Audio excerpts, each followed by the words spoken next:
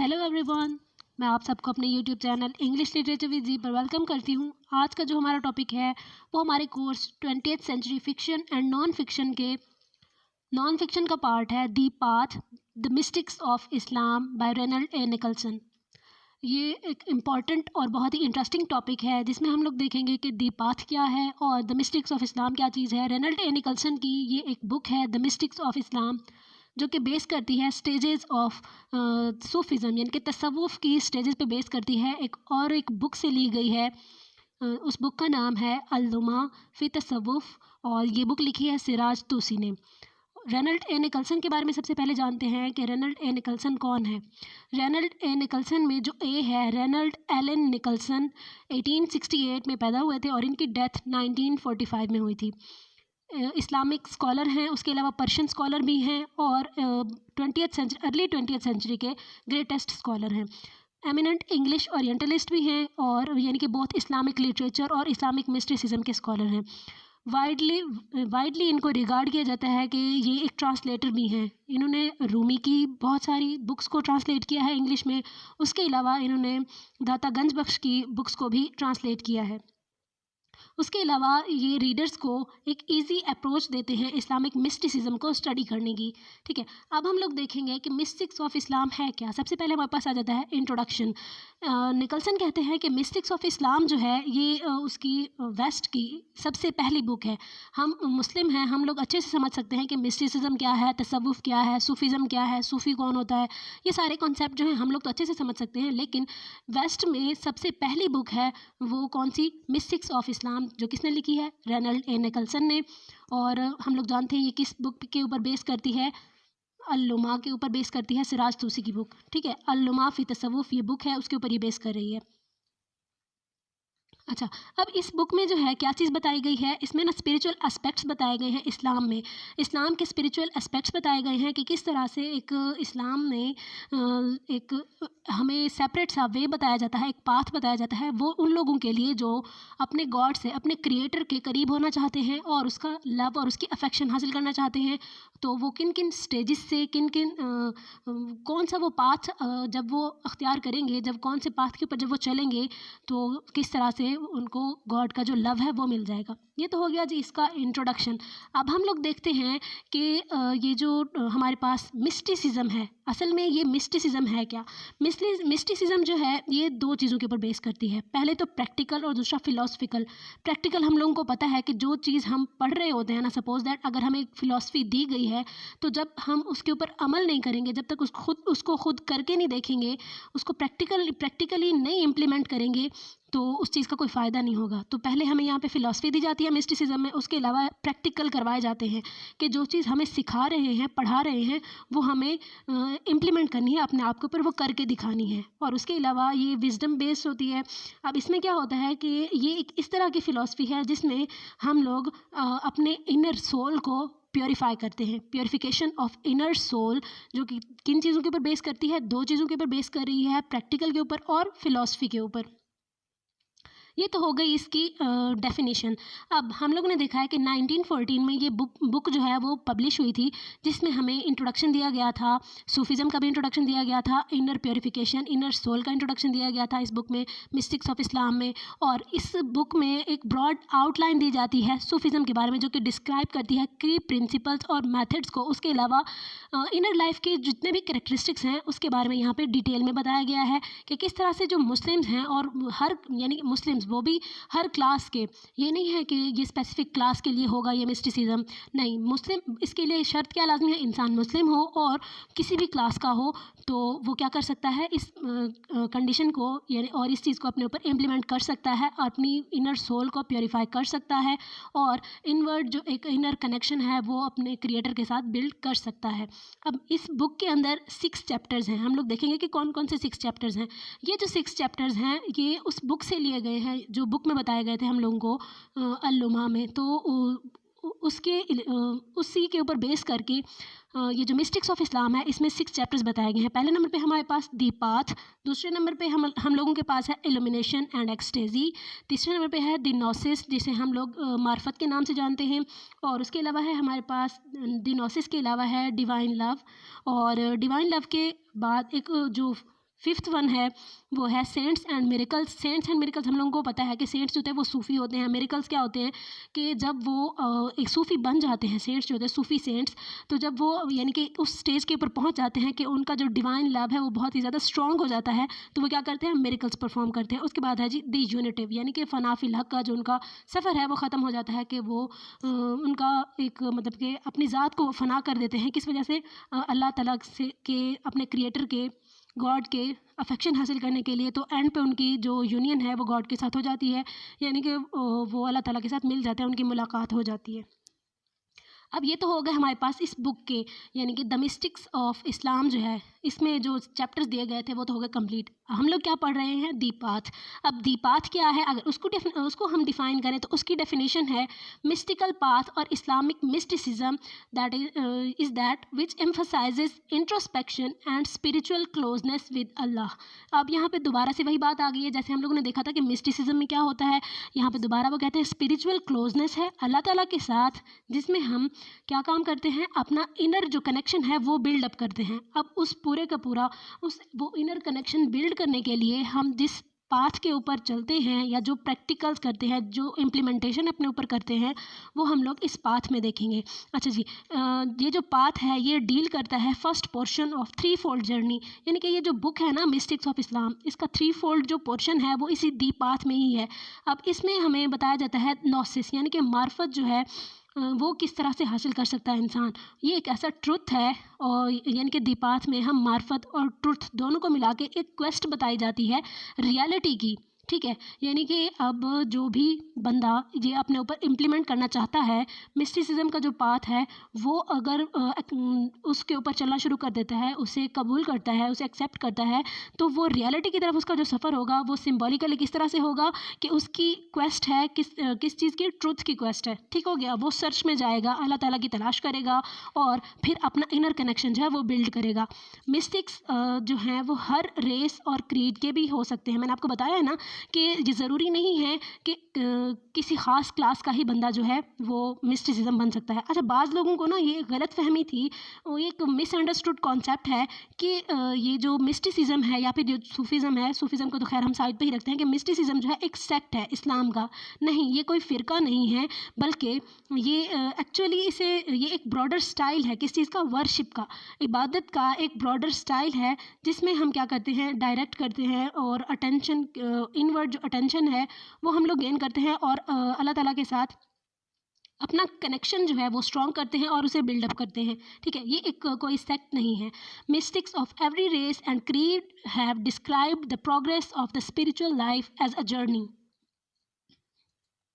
अब ये जो जर्नी है इसे हम क्या नाम दे रहे हैं, यहाँ पे दी पाथ का नाम दे रहे हैं, ठीक है। अच्छा, other symbols have been used for the same purpose but this one appears to be almost universal in its range.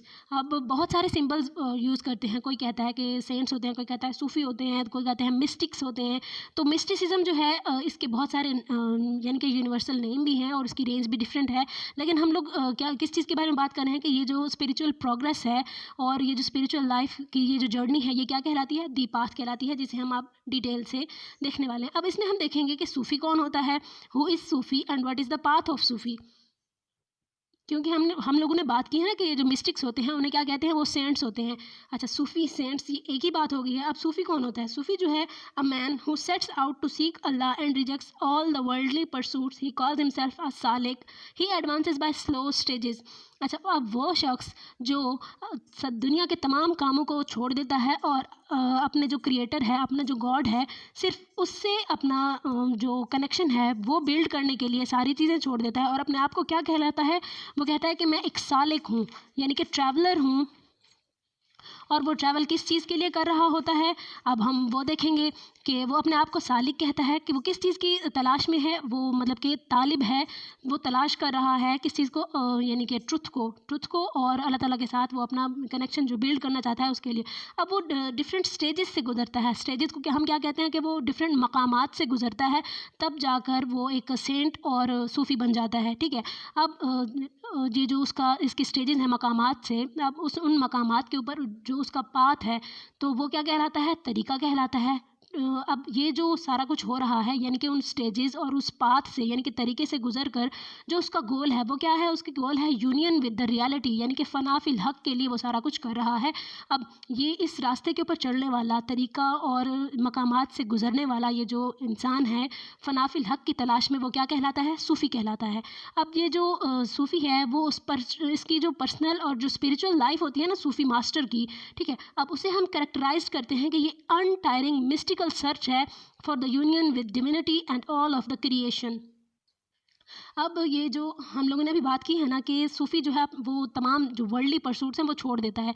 अब क्योंकि वो सारे के सारे वर्ल्डली परसूट्स छोड़ रहा है, किस चीज़ की तलाश में, फ़ना फिल हक की तलाश में, यानी कि रियलिटी की यूनियन उसके साथ जब वो यानी अपनी यूनियन बनाना चाहता है, किसके साथ, अपने क्रिएटर के साथ अपना रिलेशन स्ट्रॉन्ग करना चाहता है, तो उसका डिवाइन के साथ जो एक स्ट्रॉन्ग रिलेशन होगा, ये क्या है, एक अनटायरिंग मिस्टिकल सर्च है, ठीक है, जिसमें वो डिफरेंट स्टेजेस से डिफरेंट मकामात यानी कि तरीके से गुजर कर कहाँ जाएगा, फ़ना फिल हक को यानी कि उसकी क्रिएशन के साथ क्या हो जाएगी, यूनियन हो जाएगी।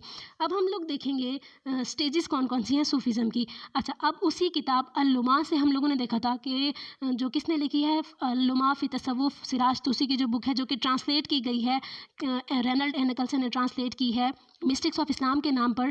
तो उसमें हम लोगों ने 7 स्टेजेस जो हैं सूफीज़म की वो देखी हैं। सबसे पहले नंबर पे है रिपेंटेंस। रिपेंटेंस कहते हैं तौबा करना। अच्छा, अब जो रिपेंटेंस हमें बताई गई है वो क्या होती है, इंसान जो है हर एक इंसान से गलतियां हो जाती हैं, जितनी उससे मिस्टेक्स और सिंस हो जाते हैं ना, पहले नंबर पे अगर उसने सोच लिया है कि उसने बनना है सूफ़ी, ठीक है, उसने बनना है सेंट बनना है, सूफ़ी सेंट बनना है, तो क्या करेगा, पहले नंबर पे अब तक उसके साथ जितने भी उसने मिस्टेक्स की हैं, जितने भी सिंस किए हैं, वो उनको उनके ऊपर क्या करेगा, रिपेंटेंस करेगा, उनसे तौबा करेगा, और ये उसकी वाव होगी अपने गॉड के साथ, क्रिएटर के साथ। वो एक प्रॉमिस करेगा कि आइंदा वो इन गलतियों को नहीं दोहराएगा, ये गलतियां नहीं करेगा। दूसरे नंबर पे आ जाती है एब्सटिनेंस। एब्सटिनेंस और उसके बाद जी रिनंसिएशन, फिर जी पॉवर्टी। अच्छा, अब पॉवर्टी का जो कॉन्सेप्ट है वो क्या कहलाता है, रिनंसिएशन, ये पॉवर्टी इसको हम कहते हैं फ़क्र, ठीक है, फ़क्र ये वाली नहीं कि इंसान जो है ना बिल्कुल पॉवर्टी, एक तो फिज़िकल मतलब कि होती है, आम इंसान मटेरियलिस्टिक पॉवर्टी होती है कि जिसके पास ना इनफ गुड्स ना हो उसकी नीड्स को फुलफ़िल करने के लिए, तो वो क्या होती है, पॉवर्टी होती है। लेकिन इसमें ये वाला कॉन्सेप्ट भी होता है मटेरियलिस्टिक, और उसके अलावा एक ना स्पिरिचुअल इसमें पॉवर्टी भी आ जाती है कि जो सूफ़ी होते हैं ना वो सिर्फ़ और सिर्फ उन्हें क्या चाहिए होता है, लव ऑफ गॉड चाहिए होता है, उन्हें सिर्फ अपना रिलेशन स्ट्रॉन्ग करना होता है गॉड के साथ। उनके लिए इन सारी मटेरियलिस्टिक वर्ल्डली जो थिंग्स है ना उनकी कोई भी अहमियत नहीं होती, तो वो उसको इम्पोर्टेंस नहीं देते, तो वो सारी चीज़ें जो है ना वो छोड़ देते हैं। तो जब वो उसको छोड़ देते हैं ना, वर्ल्डली सारी की सारी जितनी भी वर्ल्डली मटेरियलिस्टिक थिंग्स हैं उनको छोड़ देते हैं, तो वो क्या कहलाते हैं, पॉवर्टी को अप्रोच कर रहे होते हैं। पेशेंस क्या है, पेशेंस कहते हैं सब्र को, ठीक है। अब यानी कि जितने भी उनके ऊपर हम हर्डल्स आएंगी, सपोज दैट अभी हमने बात की है पॉवर्टी की कि उनके पास ना इनफ गुड्स भी नहीं है अपनी बेसिक नीड्स को फुलफ़िल करने के लिए, तो उस पर भी वो क्या करेंगे, पेशेंट रहेंगे, और यानी कि अपना जो उनका फेथ है वो गॉड के ऊपर ट्रस्ट जो है वो उसे नहीं, मतलब कि थोड़ा सा भी वीक नहीं होने देंगे। तवक्कल, फिर बिल्कुल वही बात आ गई, ट्रस्ट इन गॉड, कि वो क्या करेंगे कि जब उनको पता है कि अच्छा यहाँ पे ना वो एक अजीब रवैया अपनाते हैं, यानी हम लोगों को अजीब लगता है, लेकिन क्या होता है कि वो भी एक सूफीज़म की स्टेज होती है। अगर बीमार भी हो गया ना कोई सूफ़ी, तो वो क्या काम करता है, वो कहता है कि मुझे ना आप ट्रीटमेंट ना दो, मेरा जो क्योर है वो कौन करेगा, मुझे मेरा जो क्रिएटर है वही करेगा, ठीक है। तो वो कहते हैं कि मुझे ना इस इलाज की, इस ट्रीटमेंट की ज़रूरत नहीं है।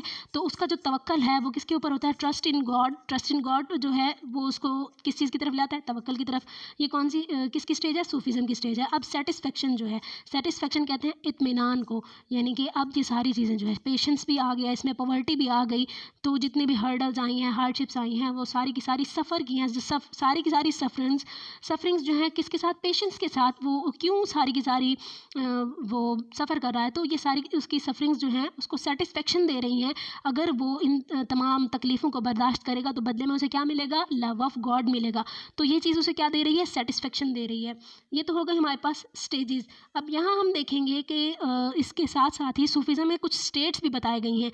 अच्छा, स्टेजेस स्टेजेस और जो स्टेट्स हैं उसका डिफरेंस हम बाद में देखेंगे। पहले मैं आपको बता दूं कि सूफीज़म की स्टेट्स कौन कौन सी है। पहले नंबर पे है मेडिटेशन।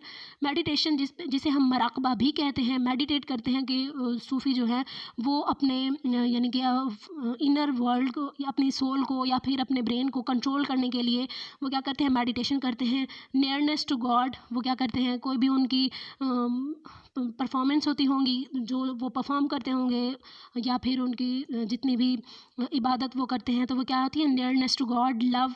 अब सूफीज़म में हम लोगों ने देखा है कि उनका मेन जो पर्पज़ है वो क्या है, लव ऑफ गॉड को अटेन करना होता है। फिर अब यहाँ पे हमने सबसे पहले बात की थी स्टेजेस में रिपेंटेंस की, तौबा की, ठीक है। रिपेंटेंस जो है कि जब वो अपने मिस्टेक्स और सिंस के ऊपर रिपेंट कर रहे होते हैं कि और वाव लेते हैं कि दोबारा वो ये काम नहीं करेंगे, तो उनको किस चीज़ का फेयर होता है, उनको अपने क्रिएटर का, गॉड का, अल्लाह का फेयर होता है कि वो दोबारा उस चीज़ की तरफ लौटेंगे भी नहीं, यानी कि वो दोबारा सिंस नहीं करेंगे, मिस्टेक्स नहीं करेंगे। तो जो वो वाव अपने क्रिएटर के साथ ले चुके हैं ना, वो उसको पूरा करेंगे। तो यहाँ पे फेयर आ जाता है, होप में ट्रस्ट इन गॉड आ जाता है दोबारा से, कि वो अल्लाह के ऊपर पूरा यकीन रखते हैं, उनको सेटिस्फेक्शन मिलती है और वो पेशेंस से सारी जो जितनी भी हर्डल्स हैं उनको सफ़र करते रहते हैं। अच्छा, लॉन्गिंग जो आ जाती है, फिर उसमें इंटीमेसी आ जाती है। इंटीमेसी में वही कि उनको nearness to God, nearness to Allah वो अटेन हो जाती है। ट्रैंक्विलिटी है, कंटेम्पलेशन है और सर्टेनिटी है। ये कुछ स्टेट्स हैं सूफीज़म की। अब हम लोग देखेंगे कि स्टेजेस और स्टेट्स में डिफरेंस क्या है। स्टेज जो है ये एक्वायर की जाती है या मास्टर की जाती है किसी की अपनी एफर्ट्स के साथ। सपोज दैट अगर मैं चाहती हूँ कि मैं एक सूफ़ी बन जाऊँ, तो मैं जितना भी अपनी कोशिशों के साथ अपनी एफ़र्ट्स जब डालूँगी ना और एक स्टेज अटेन कर लूँगी, एक अपना यानी कि एक स्टैंडर्ड बना लूँगी, तो वो क्या होगी, मेरी स्टेज होगी, ठीक है। अब जो स्टेट्स होती हैं ये हमारी स्पिरिचुअल फीलिंग्स होती हैं। स्पिरिचुअल फीलिंग होती हैं या फिर डिस्पोजिशंस होती हैं जिसमें जो कि इंसान के कंट्रोल में नहीं होती। ये सारी की सारी स्टेट्स जो हैं ये इंसान के कंट्रोल में नहीं होती। ये यानी कि डिसेंडेंट होती हैं from God into the heart of the Sufi, ठीक हो गया। अब यानी कि हम इस काबिल भी नहीं होते कि हम इसको रिपेल कर सकें। ये सिर्फ क्या होती है, अल्लाह ताला की तरफ से इंसान, वो जो सूफ़ी है या इंसान के दिल में खुद ही मतलब कि डायरेक्ट जो है वो आ रही होती हैं। ये तो आ गई स्टेट्स हमारे पास। अब हम लोगों ने देखना है कि ये जो मेथड है जिसके ऊपर चलकर जो ये which is the method by which Sufi approaches is God, कि कौन सा तरीका है कि जिसके ऊपर चलकर जो सूफ़ी है वो नियरनेस टू गॉड जो है वो अटेन कर लेता है। सूफ़ी का जो पाथ है वो तब तक फिनिश नहीं होता जब तक कि सारी की सारी जो स्टेजेस हैं वो कंप्लीट नहीं हो जाती। हम लोगों ने अभी बात की है कि स्टेजेस क्या होती है, इंसान के अपनी एफर्ट्स के साथ उसको गेन होती हैं। तो जब वो परफेक्टली सारी के सारे स्टेजेस जो है वो क्रॉस कर लेता है, जिसमें स्टार्ट में उसको ह्यूमिलिएशन का सामना करना पड़ता है, अपने आप को कंट्रोल करने के लिए, सिंस की तरफ ना जाने के लिए बहुत ही ज़्यादा स्ट्रगल की ज़रूरत होती है। और इन सारी चीज़ों को जब वो अटेन कर लेता है तब बदले में उसको जो सारी की सारी स्टेजेस हासिल, जो एक पूरी स्टेजेस कंप्लीट होने के बाद जो उसको एक रुतबा मिलता है ना, एक स्टैंडर्ड मिलता है, वो उसको क्या बना देता है, सूफ़ी बना देता है। और वो जो पूरे का पूरा जो स्टेजेस एक एक करके जो स्टेज वो क्रॉस करता जा रहा होता है, तो वो क्या कहलाता है, उस सूफ़ी का पाथ कहलाता है, ठीक है। ये उसका मेथड है जिससे उसने क्या की है, नियरनेस टू गॉड जो है या फिर वो उसने गॉड को किस तरह से अप्रोच किया है, ये हो गया। अब ये जो सारा काम था ना, तब जाकर क्या होती है, परमानेंटली उसका एक यानी कि कॉन्शियसनेस जो है वो हायरली, उसे हम क्या कहते हैं, तब जाके उसकी मार्फत जो होती है, नौसिस जिसे हम कहते हैं, कि तब उसको यानी कि अल्लाह ताला तब ना उस सूफ़ी को इस काबिल बना देते हैं कि उस सूफ़ी की जो विल है ना वो पूरी कर देते हैं। सपोज दैट वो बीनीथ द सरफेस देखने लग जाते हैं, प्रिडिक्शन बनाने लग जाते हैं, मिरेकल्स परफॉर्म करने लग जाते हैं। तो ये नौसिस या मार्फत जो है ये सूफ़ी को इस काबिल बना देती है कि जब वो गॉड को अप्रोच कर लेता है तब ये इस चीज़ की निशानी है, ये जो नौसिस है ये उस मार्फत की ही निशानी है कि अब सूफ़ी ने गॉड को अप्रोच कर लिया है, कि अब जो चीज़ चाह रहा होता है ना सूफ़ी, अल्लाह ताला उसको फिर कर देते हैं। अच्छा, अब ये जो ट्रुथ है, हकीकत जिसे हम कह रहे हैं, तो वो जो सीकर था जिसे हम लोगों ने सूफ़ी का नाम दिया है, तो वो सूफ़ी अपने आप को क्या कहता है, सालिक कहता है या फिर तालिब कहता है।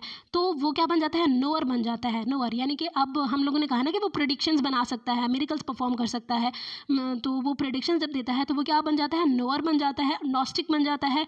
और तब उसको रियलाइज़ होता है कि ये जो नॉलेज है, तो या फिर जिस चीज़ ने उसको नोअर बनाया है ना, तो वो किस चीज़ ने किया, उसके क्रिएटर ने उसको ये सारे के सारे जो स्टेजेस थे उसको कंप्लीट करने के बाद, तो उसके क्रिएटर ने उसको क्या बना दिया है, मार्फत अता फरमा दी है। और उसकी यानी कि अपने गॉड को वो उस टाइम पे क्या कर लेता है, अप्रोच कर लेता है। अच्छा, अब हम लोग जब देख रहे हैं इसमें कि रिपेंटेंस क्या है, रिपेंटेंस में हम लोग ने बात की है ना तौबा की, तो इंसान जो है किस तरह से अपनी कन्वर्जन करेगा उन सिंस को छोड़कर, और किस तरह से ये रिपेंटेंस हो गई। उसके बाद है हमारे पास एक शेख का कॉन्सेप्ट आ जाता है रिपेंटेंस के बाद हमारे पास यानी कि जब इंसान गुनाहों को छोड़कर अपने यानी कि दोबारा से वो उन गलत कामों की तरफ नहीं जाएगा अगर वो सूफ़ी बनना चाहता है। अच्छा, अब यहाँ पे कहा जाता है कि एक सूफ़ी जो है वेल नोन सूफ़ी, तो उसको उसके बारे में कहा जाता है कि वो ना 70 टाइम्स जो है ना वो रिपेंट करेगा, 70 टाइम्स अपनी उस रिपेंटेंस को तोड़ देगा, यानी कि वो 70 बार तौबा करेगा, 70 बार उस तौबा को तोड़ेगा, उसके बाद जाके फिर तौबा करेगा, और एंड पे आकर उसकी सच्ची जो है ना एक स्ट्रॉन्ग सी जो रिपेंटेंस होती है वो उसको किस काबिल बना देती है, एक सूफ़ी बना देती है। यानी कि इस चीज़ में क्या दिखाया गया कि ये फैक्ट दिखाया गया है, इंसान जो है उससे गलतियाँ हो जाती हैं, मिस्टेक्स जो इंसान से ही होती हैं। वो अगर एक बार उसने प्रॉमिस किया है, उसने वाव किया अपने क्रिएटर के साथ कि वो ये सिन नहीं करेगा और उससे हो जाता है, तो वो दोबारा से क्या करेगा, रिपेंट करेगा, और दोबारा से उसको उसको माफ़ी भी मिल जाएगी। तो दूसरी बार वो क्या करेगा, रिपेंट करके एक सच्ची तौबा बनाएगा जो उसको किस तरफ ले जाती है, एक सूफ़ी की तरफ। यानी कि एक रियल सूफ़ी कौन होता है, बार बार मिस्टेक्स से जो सीख लेता है। अब दूसरे है हमारे पास शेख का कॉन्सेप्ट। अच्छा, अब हम लोग जब बात कर रहे हैं कि सूफ़ी जो है, जो बंदा सूफ़ी बन रहा है उसको किसी स्पिरिचुअल गाइड की भी तो ज़रूरत होती होगी ना। तो ये जो स्पिरिचुअल गाइड या फिर डायरेक्टर जिसे हम शेख या फिर पीर कहते हैं या फिर मुर्शिद कहते हैं, ठीक है। अब ये जो कॉन्सेप्ट है ये क्या कहलाता है, स्पिरिचुअल गाइड कहलाता है। अब इसकी अगर डेफिनेशन की जाए, sheikh is a holy man of ripe experience and profound knowledge. उसके पास एक्सपीरियंस भी सबसे ज़्यादा होता है, नॉलेज भी उसका सबसे ज़्यादा होता है, जिसकी यानी कि वर्ल्डली जो मटेरियलिस्टिक वर्ल्ड है उसमें उसका इंटरेस्ट बहुत ही कम होता है, उसका लीस्ट इंटरेस्ट होता है। और वो सबसे ज़्यादा फोकस किसके ऊपर करता है, एक तो अपने यानी कि गॉड के साथ, क्योंकि वो सूफ़ी बन चुका है ना, तो वो उसका ज़्यादातर जो टाइम होता होगा वो किस में गुजारता होगा, अपने मेडिटेशन में, यानी कि अपने गॉड के साथ, तो वो कनेक्शन में रहता होगा। लेकिन अपने डिसिपल्स के ऊपर भी, अपने शागिर्दों के ऊपर जिसे हम मुरीद कहते हैं, तो उनको भी वो क्या करता है, टाइम देता है, और उन्हें भी सूफ़ी बनने में क्या करता है, मदद देता है। शेख का कॉन्सेप्ट आपको समझ आ गया होगा, जिसे हम क्या कहते हैं, स्पिरिचुअल गाइड, डायरेक्टर, शेख, पीर या मुर्शिद, ठीक है। अब जो सीकर है, मुरीद जो है, सीकर जो डिसिपल है, जो अब सूफ़ी बनना चाहता है, वो क्या करता है, वो कोशिश करता है, वो कहता है कि मुझे ना वो अब सबसे पहले तो अपना गाइड ढूंढेगा, यानी कि अपना शेख ढूंढेगा। तो वो जो शेख होता है वो उससे ह्यूमिलिएटेड टास्क करवाता है, उससे वो कहता है कि तुम अपने आप को कंट्रोल करो, अपने एंगर को, अपने लस्ट को उसके ऊपर कंट्रोल करने की कोशिश करो, तभी तुम क्या करोगे, एक सूफ़ी बन सकोगे। अब वो उसे कहता है, टास्क देता है कि यानी कि उसकी जो सिंपैथी होती है वो होती तो उसी सीकर के साथ ही है, लेकिन वो चाहता है इसके अंदर से सारी जो नेगेटिविटी है ना वो ख़त्म हो जाए। उसका जो गाइड होता है तो वो सैटन तो नहीं हो सकता ना, उसका तो गाइड कौन है, जो शेख है वो, ठीक है, जो कि एक्सपीरियंस में भी उससे कहीं आगे है, नॉलेज में भी उससे कहीं आगे है, ठीक हो गया। अब जी यहाँ पे है जो पाथ वहाँ यहाँ में बताया गया है वो अब इतना भी कन्वीनियंट तो नहीं है ना, उसमें किस चीज़ को हम लोग को देखना पड़ता है, पॉवर्टी को फेस करना पड़ता है इस सूफिज़म के उसमें, मॉडिफिकेशन को, और उसके अलावा मॉडिफिकेशन तो चलो हो गया, अब ट्रस्ट इन गॉड सबसे अहम है, और उसके अलावा रिकलेक्शन को हम लोग आगे देखेंगे, जिक्र का नाम देंगे जहाँ पे हम पॉवर्टी के बारे में भी हम अभी तफसील से बात कर चुके हैं कि जो वर्ल्डली परसूट्स होते हैं, मटेरियलिस्टिक वर्ल्ड को वो बिल्कुल ही छोड़ देते हैं, फ़क्र, ठीक है। अब वो उसको मटेरियलिस्टिक गुड्स को बिल्कुल ही छोड़ देते हैं। वो उनका जो सूफ़ी होते हैं ना, उनका बेसिक जो उनकी ख्वाहिश होती है वो यही होती है कि वो अब क्या करें, सिर्फ़ और सिर्फ अपने जो क्रिएटर है, अपना जो गॉड है, उसका लव और उसकी अफेक्शन जो है वो हासिल कर ले, ठीक है। अब यहाँ नेक्स्ट है हमारे पास पॉवर्टी का जो कॉन्सेप्ट है वो भी पॉवर्टी के बाद क्या आ जाता है हमारे पास, नफ्स। अच्छा, अब नफ्स जो है एविल सेल्फ, इंसान का जो एविल सेल्फ होता है ना, उसे यानी कि जो सूफ़ी टीचर्स होते हैं ना, जिसे हमने अभी किसका नाम दिया है, शेख का नाम दिया है, वो ग्रेजुअली एक ऐसा सिस्टम बिल्ड कर देते हैं मॉरल कल्चर का। वो कहते हैं कि उनको पता चल जाता है कि हर इंसान के अंदर, हर सोल के अंदर, हर इंसान में क्या है, in every man there is a portion of an element of evil, यानी कि हर इंसान में क्या है, एविल का एक छोटा सा पार्ट है जो कि क्या कहलाता है, लोअर या फिर उसका एपिटिटिव सोल जो है, यानी कि ये हर इंसान के अंदर ना एक नेगेटिव एलिमेंट पाया जाता है। अब हम ये होली प्रॉफिट हज़रत मोहम्मद सल्लल्लाहु अलैहि वसल्लम ने भी फरमाया था ना कि इंसान का बदतरीन दुश्मन जो है क्या है, नफ्स ही है उसका। द वर्स्ट एनिमी ऑफ दाय इज़ दाय नफ्स, यानी कि हर इंसान का जो बदतरीन दुश्मन है वो क्या है, उसका नफ्स, विच इज़ बिटवीन दाय टू साइड्स। अब ये हम लोग जानते हैं ना कि हर इंसान के अंदर दो भेड़िए होते हैं, एक अच्छाई का एक बुराई का, और सबसे ज़्यादा जो यानी कि गालिब आता है, प्रिवेल कौन कर जाता है, जिसको हम खिलाते पिलाते हैं, जिसकी परवरिश करते हैं। इसका क्या मतलब हुआ कि अगर हम अपने पॉजिटिव साइड को क्या करेंगे, अगर हम अपने अंदर की अच्छाई को प्रोवोक करेंगे तो वो जो क्या होगी, वो प्रिवेल कर जाएगी वो साइड। अगर जो हमारे अंदर एक नेगेटिव एलिमेंट है, अगर हम गलत कामों की तरफ चले जाएंगे, सिंस करते रहेंगे, तो वो चीज़ क्या हो जाएगी, डोमिनेंट हो जाएगी। तो डोमिनेंसी जो है उस हर इंसान के नफ्स की, वो किस चीज़ के ऊपर बेस करती है, उस इंसान के ऊपर ही बेस करती है, जिसमें बताया गया है, वाज़े तौर पे बताया गया है कि the worst enemy is the नफ्स, यानी कि इंसान का बदतरीन दुश्मन जो क्या है, उसका नफ्स है, जो कि उसकी टू साइड्स के दरमियान उसकी सोल में ही मौजूद है। एक इंसान का ज़मीर होता है, एक उसकी क्या है, नफ्स है। अब जो नफ्स है, इसको किस तरह से कंट्रोल किया जाए, हम लोग तो यही देख रहे हैं ना कि इसको कंट्रोल किस तरह से करना है। तो मॉर्टिफिकेशन ऑफ द नफ्स जो है, यानी कि अब नफ्स को कंट्रोल किस तरह से किया जाए। मॉर्टिफिकेशन का हम लोगों को पता है ज़ुहद को कहते हैं, यानी कि बुरे कामों से बचना। तो अब नफ्स को कंट्रोल करने के लिए सबसे पहले क्या है, हमें एक तो पहले शेख की ज़रूरत पड़ती है। जैसे शेख कहेंगे हम लोगों ने बिल्कुल वैसे ही करते जाना है, और किसी भी चीज़ को, यानी कि हमारी जो ड्यूटीज़ हैं उनको निगलेक्ट नहीं करना। अगर जो हमारे शेख ने जो चीज़ हम लोगों को कह दी है, हमने बिल्कुल वैसे का वैसा करना है, उसमें को यानी अपने ड्यूटी में थोड़ी सी भी निगलेक्शन जो है वो बर्दाश्त नहीं करेंगे। इस तरह से हम अपने नफ्स को भी कंट्रोल नहीं कर पाएंगे। उसके बाद हम लोग देखते हैं कि प्रिंसिपल्स ऑफ मॉर्टिफिकेशन क्या होते हैं। जो प्रिंसिपल है मॉर्टिफिकेशन के, वो ये है कि द नफ्स जो है, इंसान का जो नफ्स, वो किस फॉर्म में होना चाहिए, उसके कंट्रोल में होना चाहिए। अब यहाँ पे हम देखें कि जो बड़े सूफ़ी होते हैं ना, उनके कुछ लोगों ने कहा है कि उनका सूफ़ी जो है, जो बड़े सूफ़ी होते हैं, उनका नफ्स उनका ग़ुलाम होता है, यानी कि वो अपने नफ्स को ग़ुलाम बना के रखते हैं। किसी का चूहे की शक्ल में देखा गया है, यानी कि माउस की शक्ल में, किसी का डॉग की शक्ल में। तो वो क्या कहते हैं, अपने नफ्स के गले में पट्टा डाल के रखते हैं, यानी कि वो अपने जो उनकी एविल है अंदर, उनका हर इंसान में होता है एविल एलिमेंट, तो जिसने उसको कंट्रोल कर लिया तो वो क्या होगा, सूफ़ी बन जाएगा। अगर नफ्स को कंट्रोल कर लिया है, अपने अंदर की नेगेटिविटी को ख़त्म कर लिया है, उसको एरेडिकेट कर लिया है, कंट्रोल कर लिया है, तभी तो हम अगली स्टेजेस की तरफ जा पाएंगे ना। तो इसके प्रिंसिपल्स में क्या आएगा, सबसे पहले तो हमने अपने नफ्स को कंट्रोल करना है। उसके बाद हम लोगों ने क्या करना है, उसके बाद हमें उसकी आउटवर्ड भी मेथड होती है। ये तो इनवर्ड मेथड हो गया ना कि अपने अंदर की नेगेटिविटी को इरेज करना है, कंट्रोल करना है। जो आउटवर्ड मेथड है उसमें फास्टिंग आ जाती है, साइलेंस आ जाता है, सॉलिट्यूड आ जाता है।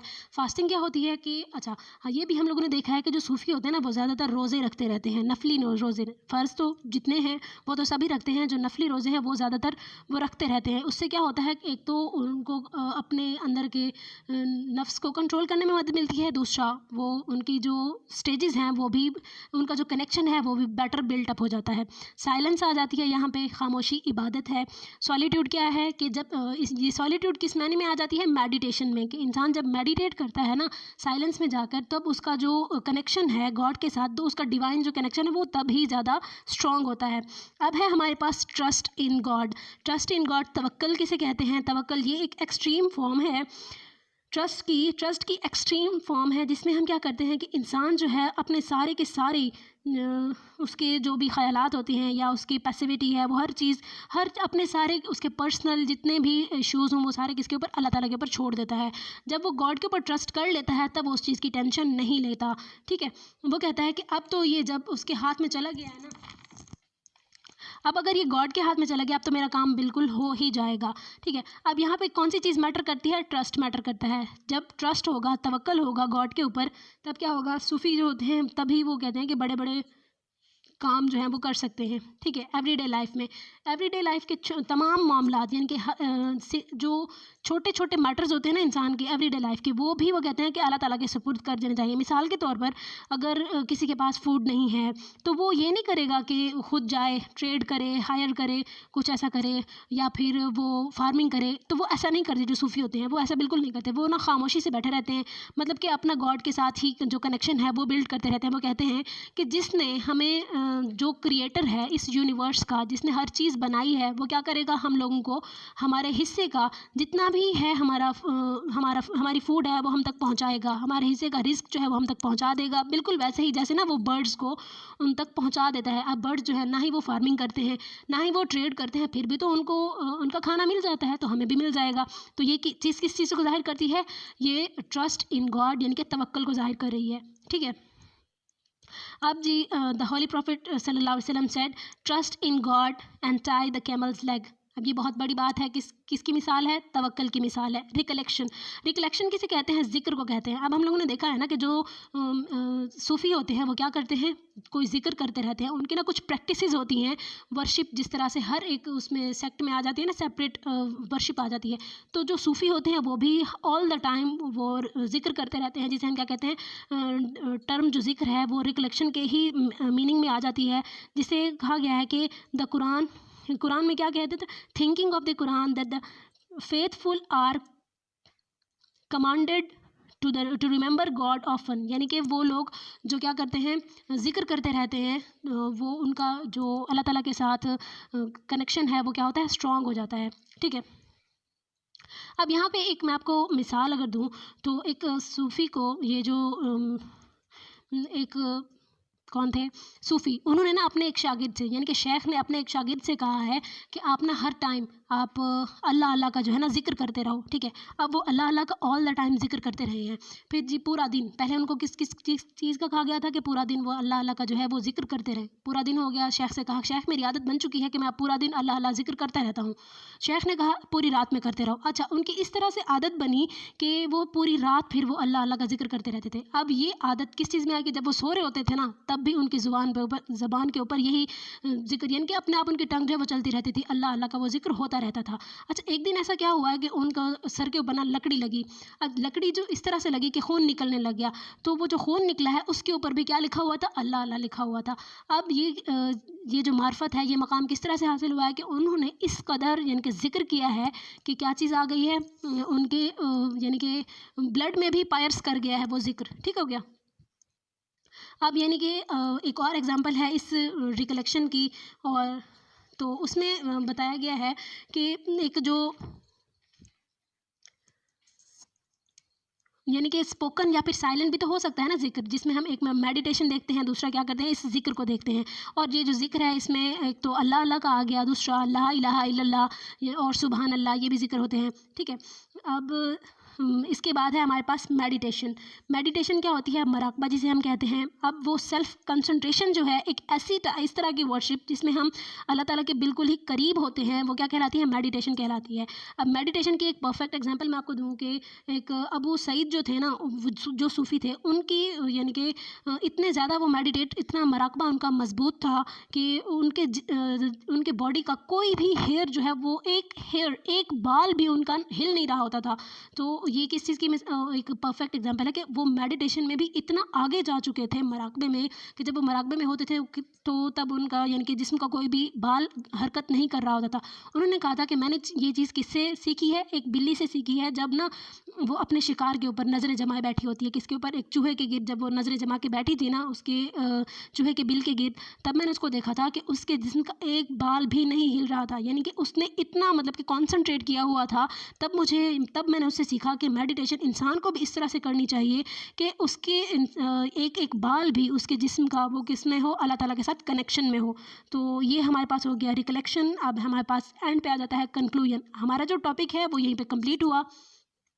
कंक्लूजन किस तरह से करेंगे, इसमें हम लोगों ने क्या देखा कि जो दी पाथ है, दी पाथ ये एक चैप्टर है बुक का, द मिस्टिक्स ऑफ इस्लाम, जो कि बेस करती है अल्लुमा फ़ी तसव्वुफ़ के ऊपर। और ये किसने लिखी है, रेनल्ड ए निकल्सन ने लिखी है, जिसमें उन्होंने बताया है कि सूफ़ी कौन होता है, शेख कौन होता है, नफ्स का कॉन्सेप्ट दिया है, उसके अलावा सूफ़ीज़म की स्टेजेस बताई हैं। और रेनल्ड ए निकल्सन ख़ुद कौन थे, 20th सेंचुरी एक बहुत ही इंपॉर्टेंट और एमिनेंट ट्रांसलेटर और स्कॉलर थे। आज का जो हमारा टॉपिक है वो यहीं पर ख़त्म होता है। उम्मीद है आप लोगों को समझ आ गई होगी। मिलते हैं अगली वीडियो में, तब तक के लिए अपना बहुत सारा ख्याल रखिएगा। वीडियो पसंद आई हो तो उसे लाइक कीजिएगा, चैनल को सब्सक्राइब ज़रूर कीजिएगा।